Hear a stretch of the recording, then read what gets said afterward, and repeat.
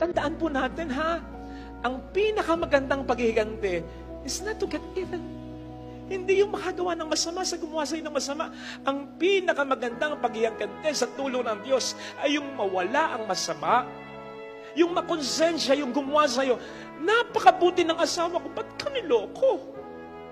Napakabuti ng magulang ko, ba't hindi ko nirespeto? Napakabuti ng kapatid ko, isang beses hindi niya ako napagbigyan, nagtampo ko, nakalimutan ko yung maraming beses na ginawa niya pagtulong sa akin. Napakabuti ng anak ko, ba't tinakwil ko? Wala akong kontento. Kapatid, hindi mangyayari yun. Kapag puro masama ang ibibigay mo, dahil puro masama ang binigay niya sa'yo, huwag mong aalisin yung tsansa. Wag! Kasi maapektuhan ka rin. Lalo na kung hindi ibang tao yung nagkasala sa'yo. Mga kapatid, mahirap ito. Pero isipin po ninyo, hihingin ba sa atin ng Panginoon ito nang hindi natin kakayanin? No.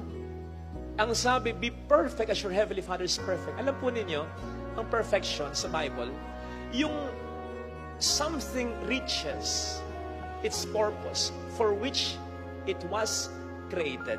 Anong purpose natin ba tayo nilikha ng Diyos? Tayo'y kawangis ng Diyos. So may kakayanan tayong maging katulad ng Diyos. Sa paanong paraan? Sa paraan ng ating pinag-uusapan. Hindi niyo po ba naisip? Ha? Ang sabi sa Ebanghelyo, kapag nagpapatawad daw tayo magiging tunay na mga anak ng Diyos. Isipin niyo yun. Hindi sinabing kapag nagbibigay kayo, mas mahirap kasi ang magpatawad. Ibig sabihin ba nun, kapag nagpapatawad tayo lang ang anak ng Diyos, yung iba hindi, kasi hindi sila nagpapatawad, anak din sila ng Diyos. Kaya lang, lumulutang yung pagiging anak mo ng Diyos. God is like, nagpatawad ka, iba yung anak kong ito.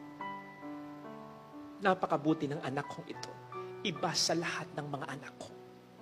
Napag-usapan natin dati, 2 or 1 Sunday ago, yung love na, I love you so much.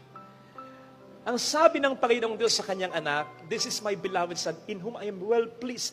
I love him so much. Bakit ganun ang tingin ng Diyos Ama sa Diyos Anak? Kasi sobrang magmahal ang Diyos Anak.